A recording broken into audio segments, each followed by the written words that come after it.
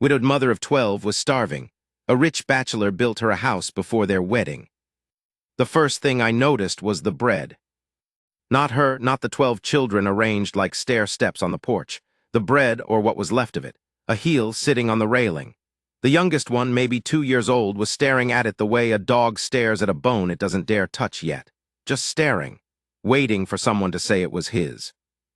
I'd ridden past that place a dozen times over the years. The Callaway spread, they still called it, even though Ray Callaway had been dead going on 3 winters. 160 acres of decent bottomland along the Purgatory River, southeastern Colorado, the kind of land that'll work with you if you work it. Ray hadn't been a bad man. Wasn't a good farmer either, and 3 bad winters in a row had a way of settling that argument for good. I pulled up at the fence line because the fence was down, not vandalized, just fallen. The post had rotted through at the ground, and nobody'd had time to fix it, and the wire had gone slack and now lay in the dead grass like something that had given up.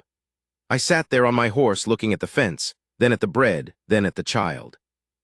I was 44 years old, never been married. I had 12,000 acres east of Pueblo, and a house with 14 rooms, and a cook who left at sundown, and a foreman who ran the cattle operation better than I could have. I had a banker who liked me and 3 lawyers who worked for me and more money than I had occasion to spend. I'd built all of it myself, starting from 22 with $400 and a second-hand saddle, and I had been prouder of that fact for a long time. Sitting on that horse at the Callaway fence line, looking at that child and that bread, I wasn't proud of anything. I got down. Her name was Nora. Nora Callaway, née Birch, from a Kansas farming family that had come out to Colorado in '73 when she was 9 years old. She was 36, though she looked older. Not worn out the way some women get worn out, the life gone from them, nothing left but the daily motion. She still had herself in her eyes, but everything else was carrying weight. She came out onto the porch when she heard me at the gate. She had a boy of about 14 with her, tall for his age, who positioned himself just slightly in front of her. I noticed that, filed it away. "Mr. Donahue," she said. She knew who I was. Most people in that part of the territory did. "Mrs. Callaway," I held my hat. "I don't mean to intrude. I noticed your fence post." She looked at the fence post. She didn't say anything. "I've got cedar posts in my lumber yard, already cut. I could send a man over tomorrow." She looked at me the way a person looks at something that might be a gift and might be an insult, and isn't sure which yet. "I don't take charity, Mr. Donahue." "No," I said. "I wouldn't offer it. I've got a stretch of fence on my south boundary line needs resetting, about a quarter mile of it. Your boy there looks like he knows how to work. I'd pay him a fair wage, and he could work off the cost of the posts your end." She looked at the boy. The boy was already looking at me with the specific alertness of a 14-year-old who hasn't had a man talk to him like he was worth talking to in a while. "That's Eli," she said, "my oldest." "Eli," I nodded at him, man to man. "You've worked fence before." "Yes, sir," he said. He had his mother's eyes steady. "Good, I'll send someone for you tomorrow morning, 6 o'clock. I put my hat back on and turned for my horse. "Mr. Donahue," her voice stopped me. I turned. "Why are you doing this?" I looked at her. I looked at the bread on the railing. The small child had finally taken it. He was eating it with both hands, not looking at anything else. "Because the fence is down," I said, "and that's a bad fence post." I rode home. I want to be honest about what happened next, because I've told this story a few different ways over the years, and some of those ways made me sound better than I was, and some made me sound worse. Here's the truth of it. I went home that evening and I sat in my 14-room house, and I ate a meal my cook had left warming on the stove, beef and potatoes and fresh bread. And I ate it alone at a table that seated 12, and I thought about that heel of bread on the railing, and I thought about 12 children, and I thought about Ray Callaway's rotted fence posts, and I did not sleep well. I was not a man given to sentimentality. I want to be clear about that. I had not spent 22 years building something by being soft about the world's difficulties. There was poverty all over the territory. There were widows. There were hungry children. There was hardship enough for anyone who wanted to notice it. I had noticed it, and I had not, as a general rule, stopped my horse. But something about that child and that bread had gotten into me. Or no, that's not quite right. Something about the way Nora Calloway had looked at me and said I don't take charity had gotten into me. The particular mixture of pride and exhaustion in it. The fact that the pride was still there at all. I sent Eli home that evening with $2, a slab of salt pork, and a 20-pound sack of flour. I told him the flour was part of his wages, and he could tell his mother whatever he needed to tell her. He was a smart boy. He understood. He was back the next morning at 6 o'clock, and the morning after that. The third time I rode past the Calloway place, I didn't stop at the fence line. I rode up to the house. She was in the kitchen garden, working a row of dried-out bean plants that had given up well before their time. The soil out front of the house was hard-packed and gray. There wasn't enough organic matter in it to support what she needed to grow, and Ray, God rest him, hadn't done anything about that in probably a decade. She heard my horse, and she straightened up, and she pushed the hair off her face with the back of her wrist. She was wearing a dress that had been mended so many times the original cloth was almost incidental, but her chin was up. "Mr. Donahue."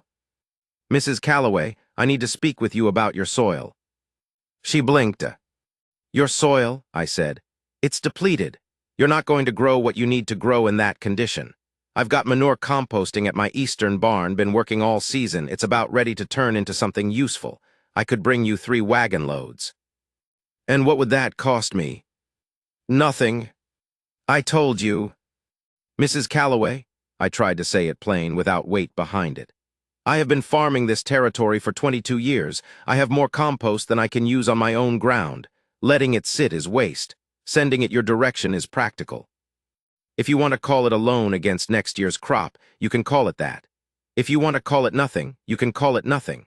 What I cannot do is watch good soil amendments sit in a pile when there's land 3 miles west of me that needs it." She looked at me for a long time. The bean plants hung limp between us. "3 wagon loads," she said finally. 3, maybe 4. She made a sound that was almost a laugh. "Almost. You're a strange man, Mr. Donahue. My foreman says the same thing." "I sent 4 wagon loads. I should tell you about the house, because that's what this story is supposed to be about, and I've spent a good while getting to it. But I want you to understand the house was the end of a thing, not the beginning of it. The beginning of it was a rotted fence post, and a heel of bread, and a woman who wouldn't bend her spine even when bending it might have helped. Over the following 4 months, I found a variety of entirely practical reasons to be useful to Nora Calloway. The roof of her barn was failing on the northeast corner. I had shingles. Her youngest 3 had no winter boots. I had a trip to Pueblo planned anyway, and the dry goods store there carried boots in children's sizes, and I was already going. Her second oldest, a girl of 12 named Clara, had a gift for figures that her mother had recognized, but had no means to foster. I knew a schoolteacher in town who had materials she wasn't using. Eli needed a rifle that worked. His father's had a cracked stock and a fouled barrel that would have blown his hand off the first time he fired it. I had a spare Winchester in good condition that I wasn't using. None of this was charity. I was very clear with myself about that. Every one of these things was practical, sensible, mutually beneficial in some fashion I could articulate if pressed. What I could not entirely articulate, what I thought about in my 14-room house at night and didn't quite examine straight on, was why Nora Calloway's particular problem occupied my mind the way it did.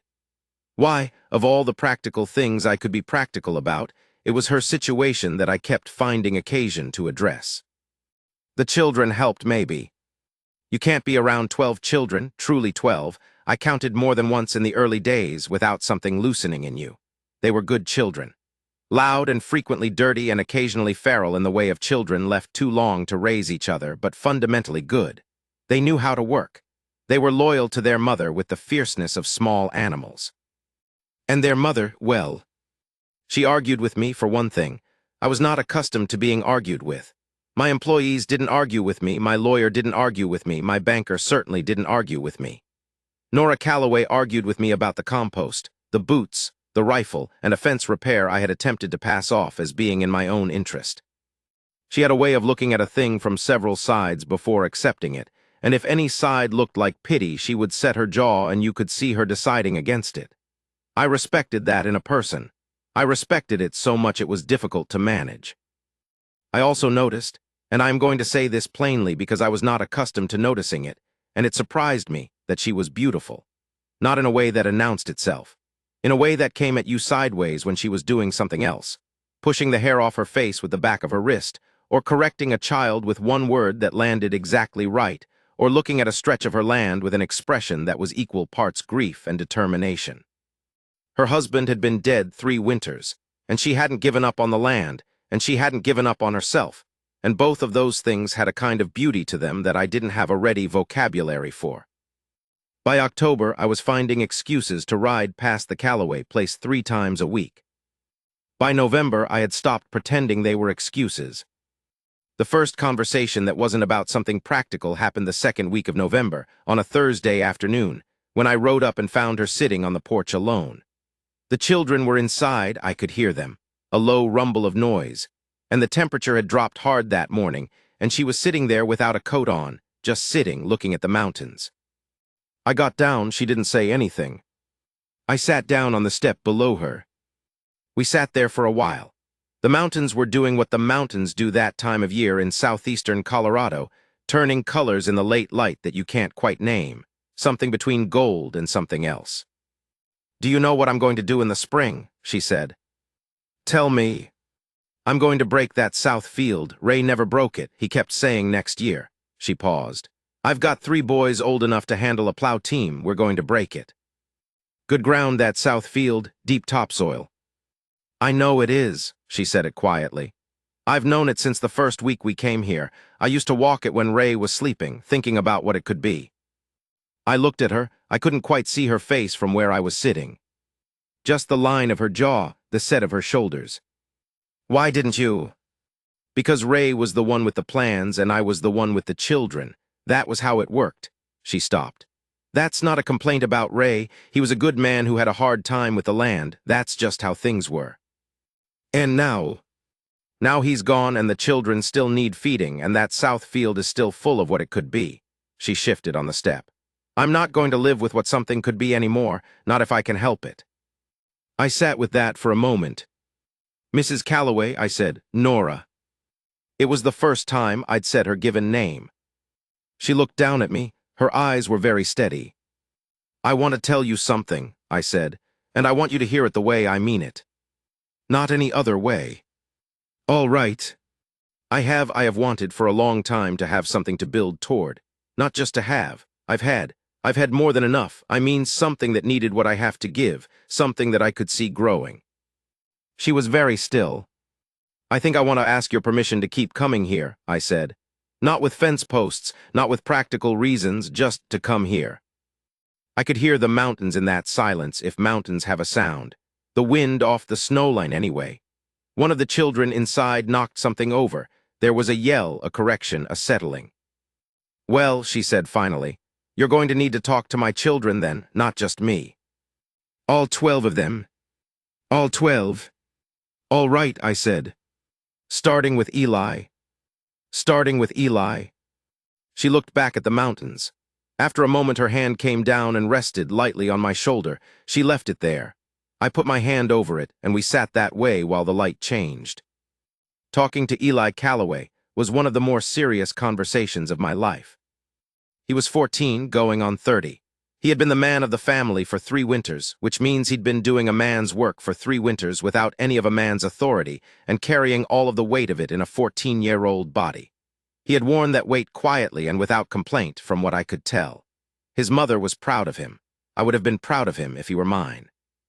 That last thought, when it came to me in the tack room on my ranch the night before I went to talk to him, stopped me still for a full minute. I rode over the next morning and found him splitting wood behind the barn. He was good at it, efficient, no wasted motion. His father might not have taught him much about farming, but someone had taught him how to work, or the circumstances had. Same result. He stopped when he saw me. "Eli," I said, "I need to talk to you." "About my mother," he said, not a question. "Yes." He stuck the hatchet in the block and wiped his hands on his thighs and gave me his full attention.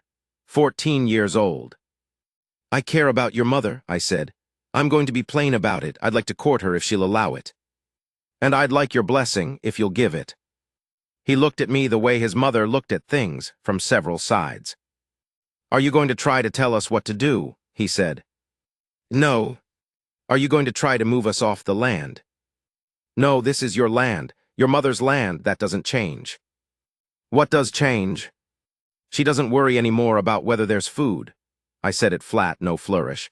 That changes. In every practical way I can manage, that changes. He picked up the hatchet and looked at it. Then he set it down again. My brother Caleb, he said.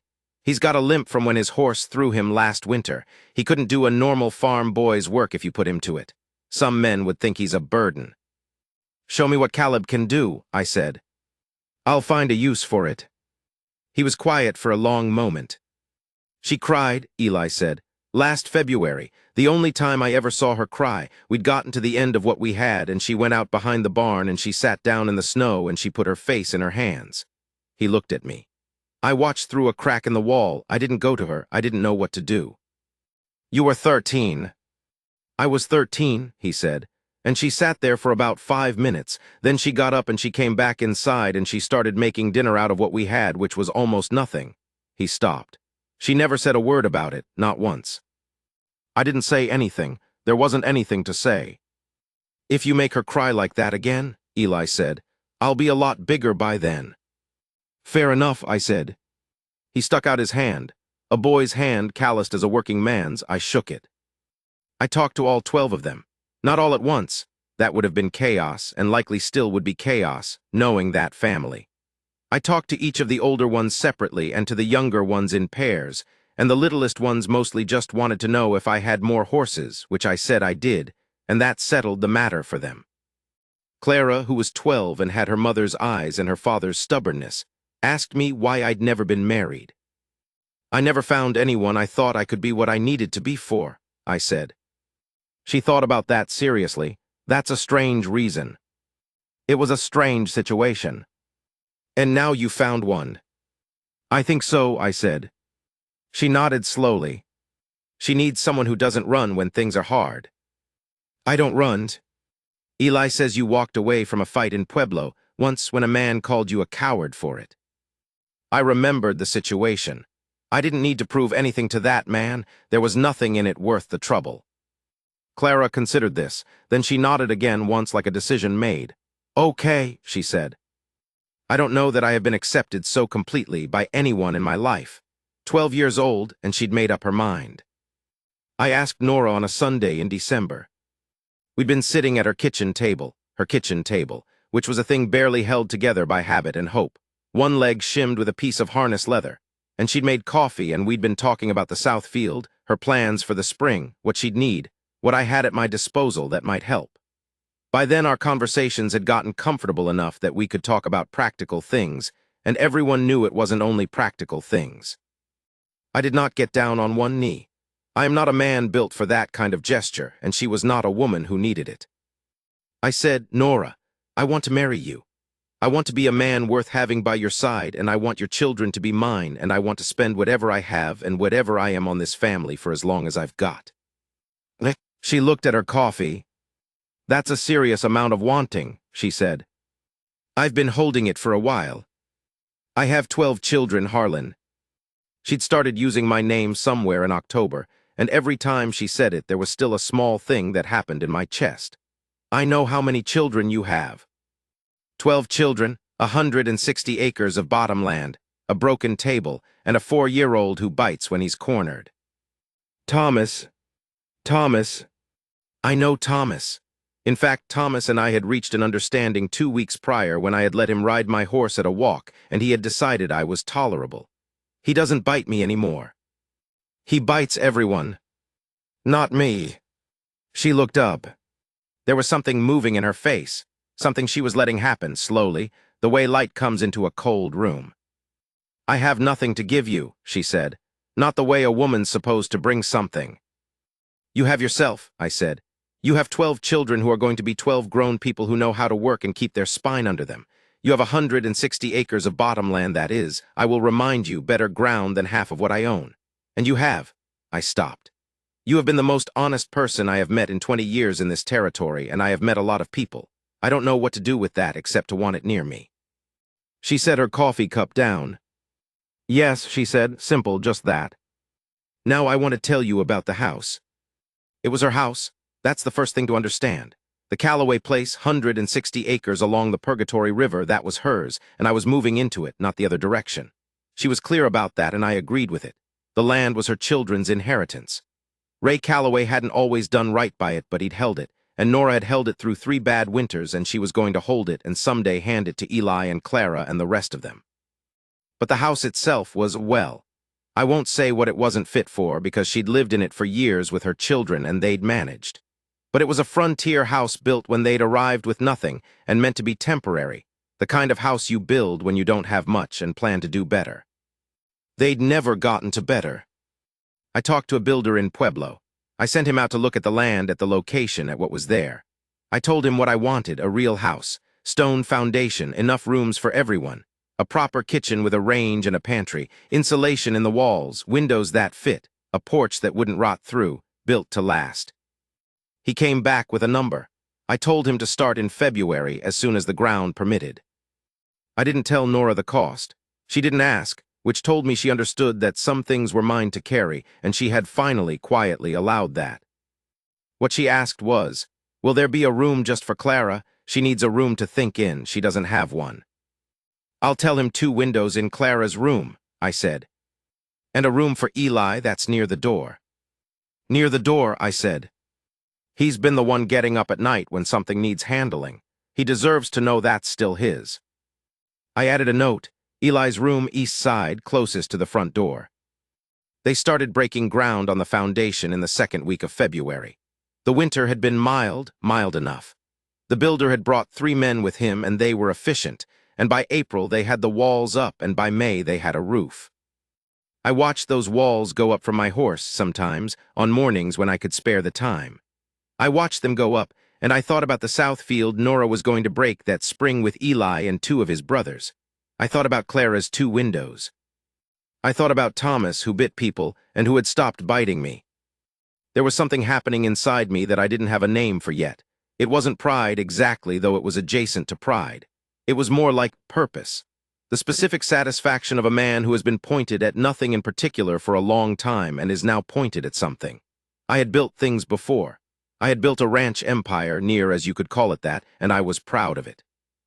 But I had built it for its own sake, because building was what I knew how to do, because having was better than not having. This was different. This was building for a reason, for 12 reasons plus 1, and the one was Nora. The wedding was in June on the land. We didn't do it in town. There was a preacher I'd known for years, a man named Halloran who'd married 2 of my ranch hands and a couple of neighbors, and he rode out and we stood in the south field. The field Nora had broken that spring. The field that now had its first planting in it, green and coming up, and the children stood around us in a ragged half-circle in their best clothes, which some of them had grown out of and some of them were still growing into. Nora wore a dress that had been her mother's, ivory-colored, altered to fit, and it fit her. She had her hair up. She was looking at me the way she'd looked at her land from the porch, with that expression that was part grief and part determination, except the grief was gone. Halloran said the words, I said mine. She said hers, and there was nothing in her voice that wavered. When it was done, Eli shook my hand first. Then they all came in, one by one, and I shook the hands of the ones old enough for it, and the little ones grabbed my legs, and Thomas, who bit people, pressed his head against my side and stood there like a post. Nora took my arm. She didn't say anything for a moment. The south field was green around us. The new house was behind us, finished the week prior, aired out. The furniture moved in, Clara's room with its 2 windows catching the afternoon light. The mountains in the far distance had whatever the mountains always have, that quality of being older than everything else. I want to show you something, she said. She took me around the side of the new house to where the kitchen garden was, her kitchen garden, enlarged now, the soil turned properly, amended, planted. She'd put in tomatoes and beans and squash and a row of something I didn't recognize. What's that? Lavender, she said. I brought it from Kansas when we came. Kept it in a pot through 6 moves and 3 winters and Ray's whole time and my whole time. I've never had ground for it. The lavender was small, new planted, maybe 8 inches high, tentative looking. Now you do, I said. She looked at the lavender for a moment. Then she turned and she put both hands flat on my chest, like she was checking that I was solid, that I was there. She looked up at me. "Nobody thought you'd do this," she said. "Half the county thought you'd come out here once and see the situation, and find a reason to stop coming." "I know what they thought." "Harlan," her hands were still on my chest, "I need you to know what you did, not the house, not the food. You walked up to my son and you talked to him like he was a man. You asked him his opinion and you asked his permission. You did that before you did any of the rest of it." She stopped. "He cried that night. He didn't think I knew, but I knew." I looked at her hands on my chest. I covered them with mine. "He's a good man, that boy." "He learned it from someone," she said. "I don't know that that someone was his father." I didn't say anything. "I'm saying it was you," she said, "or the start of it." I pulled her in. She let me. Her forehead came against my jaw and she was still for a moment, her hands trapped between us, just still. Behind us I could hear the children, all 12, which remained a number that astonished me, beginning to get loud about something, some dispute, some small emergency of the afternoon. The mountains were doing whatever the mountains do. The lavender sat in the kitchen garden, small and new. I was 52 years old. My foreman ran the cattle operation better than I could. I had a banker who liked me and 3 lawyers who worked for me and more money than occasion to spend. I had 12,000 acres east of Pueblo and a house with 14 rooms. I also had this, a woman with her forehead against my jaw who had chosen me freely after seeing every particular of what I was and what I had and what I could offer and had said yes anyway. A boy who had shaken my hand. A girl with 2 windows in her room. A child who'd stopped biting. The south field was green. That was everything. That was, I want to say plainly, everything. I'm going to tell you one more thing, and then I'm done. About 2 months after the wedding in August, Nora came and found me in the barn where I was working on a piece of tack. She sat down on a hay bale and watched me for a minute. I kept working. "Thomas said something today," she said. "What'd he say?" "He was in a fight with Samuel about something. I don't know, they're always fighting about something. And Samuel said, 'I'm telling Pa and Thomas.'" She stopped. She was smiling in a way she was trying not to show. "Thomas said, 'Go ahead.'" I kept working on the tack. "I don't know that I've ever been called Pa before," I said. "You have now." "Thomas bites people," I said. "Thomas bites less people now." I worked on the tack for another minute. Then I set it down on the workbench because my hands were not entirely steady. "Go ahead," I said. "What?" I stopped. I looked at my hands. That's exactly what he should have said.